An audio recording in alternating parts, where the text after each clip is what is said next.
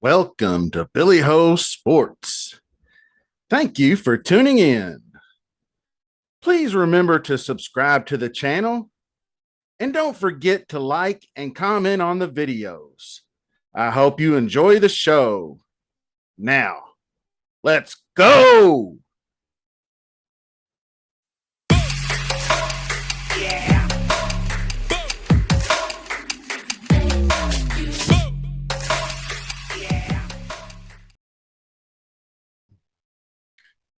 Hello, Billy Ho here with you. Week 3 DraftKings Main Slate, and we are going to talk the best wide receiver plays. We're going to do some low key, low own, and stick around toward the end of the show because I'm going to inform you of 2 to 3 sub 4K down low value wide receivers. So first of all, welcome to Billy Ho Sports. Glad you joined me. If you haven't already, please click the subscribe button. Most appreciated. Doesn't cost you anything, but it means a lot to me. Thanks a lot for joining me. And we are going to get things started with a look at the big board. All right. Looking up top, of course, you know, we got the big half a dozen here or whatever. Let's take a look at wide receivers. So I kind of broke them up into tiers. So this is tier 1. I got Kupp, Jefferson, and Adams. And Chase is kind of 1A, I guess. He's up there. He does have the upside. But obviously, all three of these guys have upside themselves. All three will be popular. So if you choose to pay up a wide receiver, the first thing you're going to want to do is probably figure out which quarterback you want to play in your game stack. That's likely going to dictate who one of your wide receivers are. So if you like, I got to play Josh Allen this week. Well, you're playing Stephon Diggs, and you're not getting any of these other guys unless you really, really, really go low in other positions. So I'm going to consider this a one guy. So if you're stacking Stafford, you're going Kupp. If you go Cousins, you're going Jefferson. Carr is Adams. Burrow is Chase.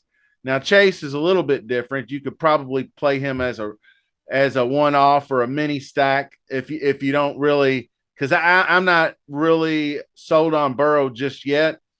That offensive line is still struggling. He still makes too many mistakes. He's still going on the road.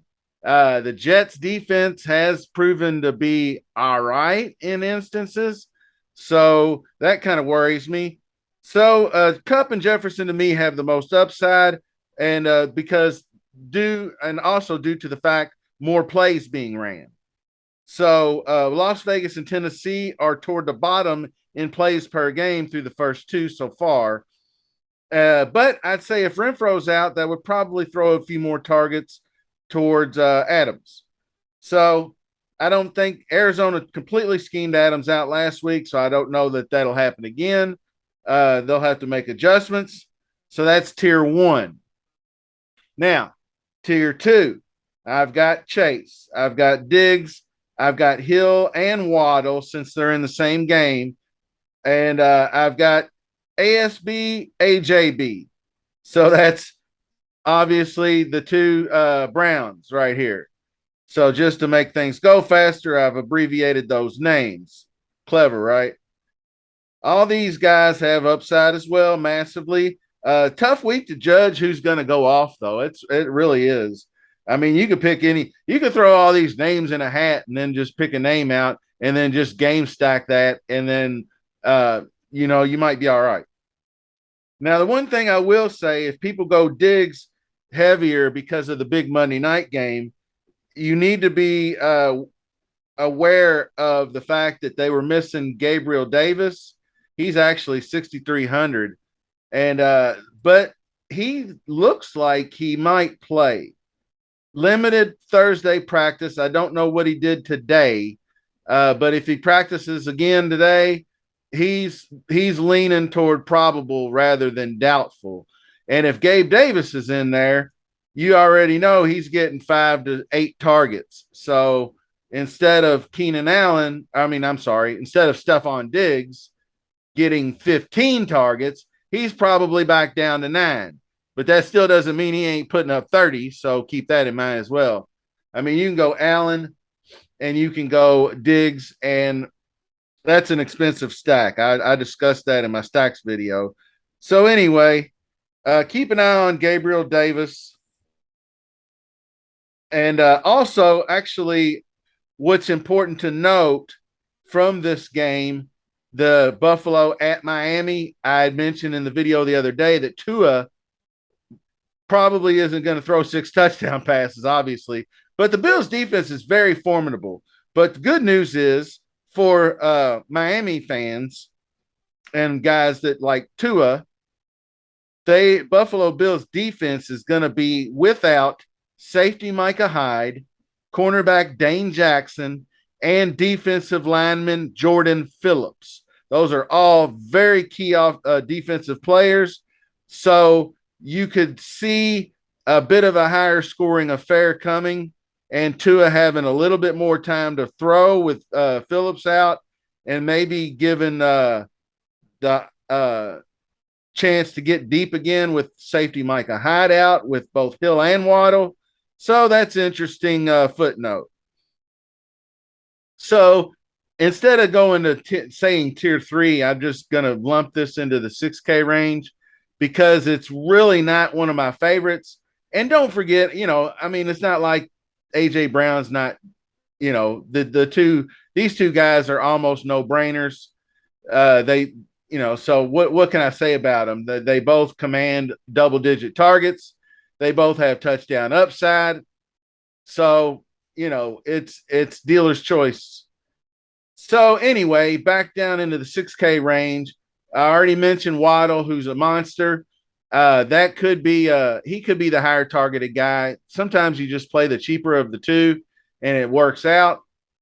Also Mike Williams, and if Keenan Allen is out, I still think he sees close to 10 targets anyway against Jacksonville. Both of those these two teams, Jacksonville and LAC, are in the top 10 in plays ran. So that might have a lot to do with Jacksonville's complete dismantling and shutout of the abysmal Colts team last week, because the Colts weren't on the field and Jacksonville was, even though they may have only ran however many plays, they still had time of possession and everything else.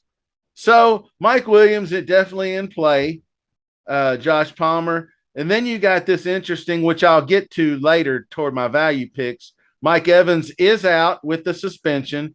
Keenan Allen, I still lean lower than 50% he plays, hamstrings, and Keenan Allen, soft tissue. They may sit him another week. So Godwin looks like he's in the same boat. I think he still doesn't play. That's my opinion. And then, of course, you get down in here and everybody's favorite guy from Jacksonville, Christian Kirk. And Jacksonville also has Marvin Jones and Zay Jones, the Jones boys, who all get a lot of targets. But Kirk has just been so much more efficient with his targets. So he's my preferred guy. T. Higgins is another play. He's kind of a cashy type play, I think, in this game at 6,100. Like, he's going to get 6 catches for 71 yards and a touchdown, but he's getting 19 points. That's a good day, but he's just not the 175 break them off down the field type of guy.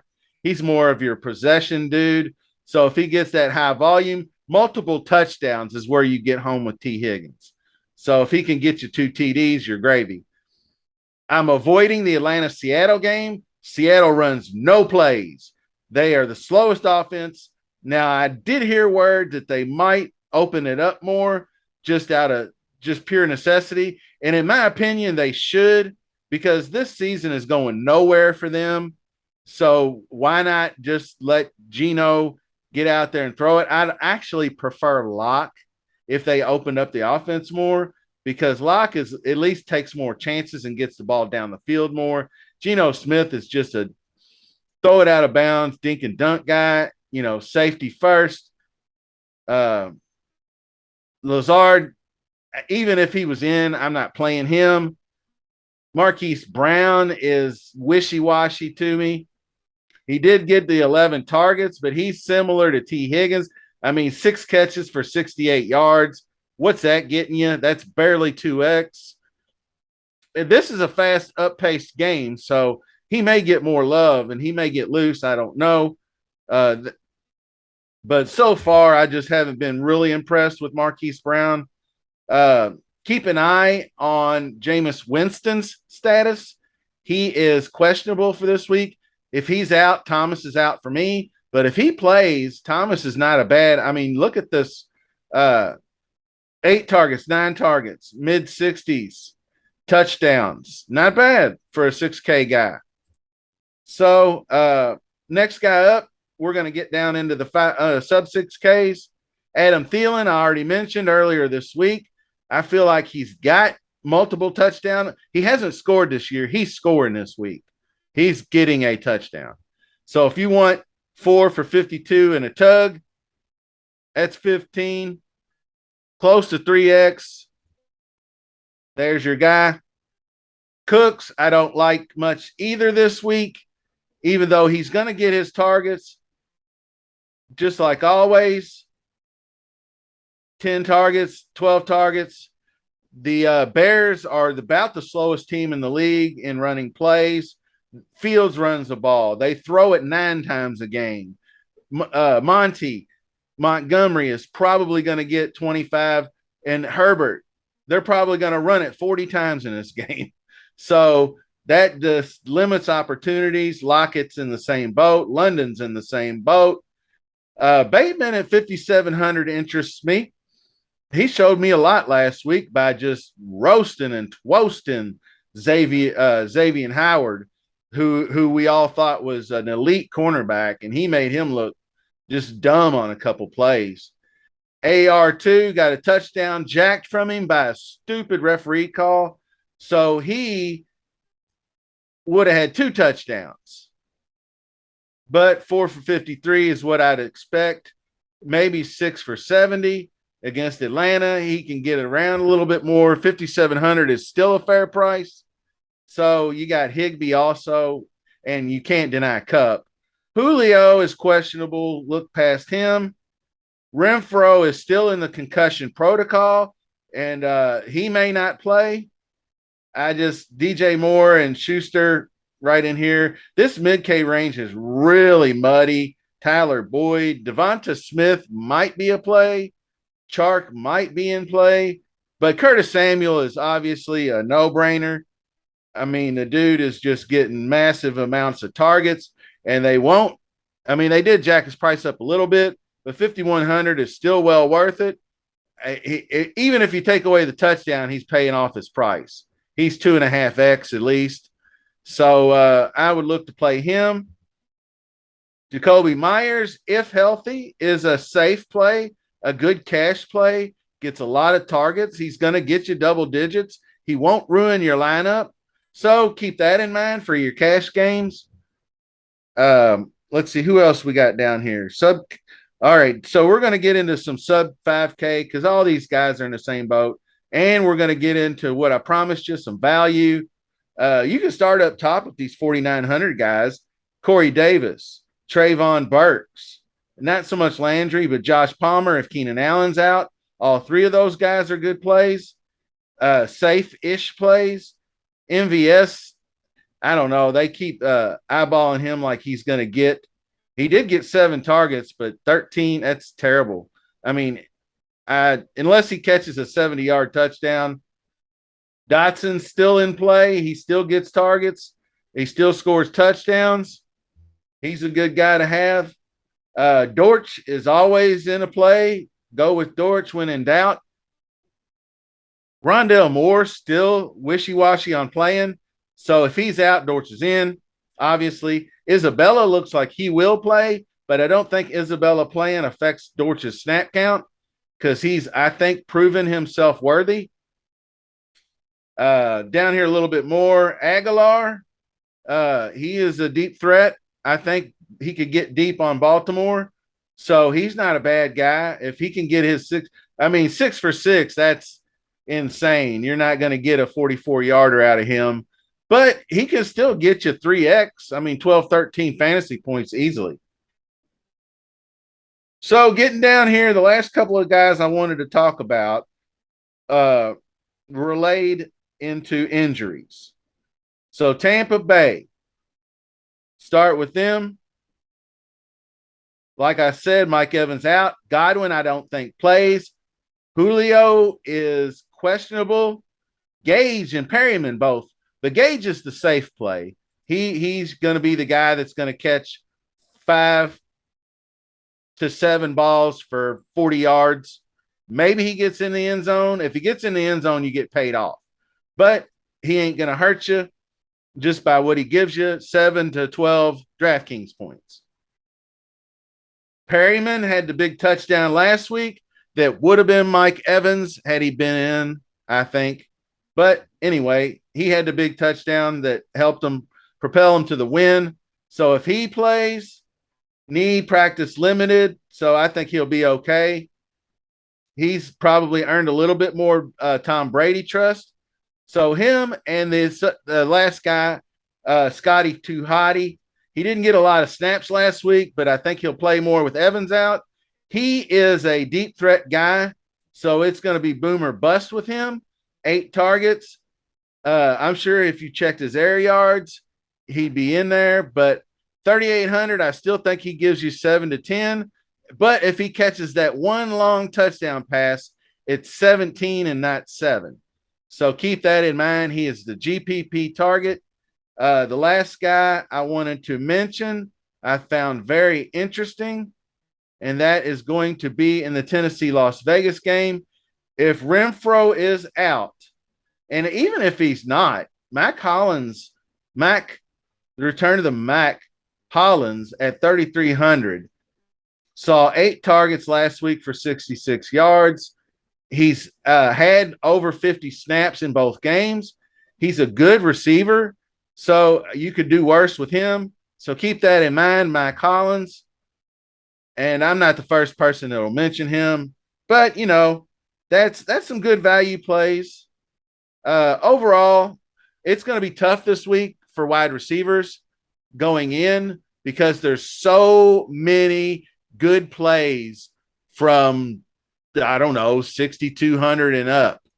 There's like 8 to 10 great plays. So weeding out ownership, weeding out, matchups and whatnot, it's going to be tough sledding. So I wish you the best of luck this week. Don't forget to subscribe to the channel. Thank you for watching. Until the next time, we'll see you soon.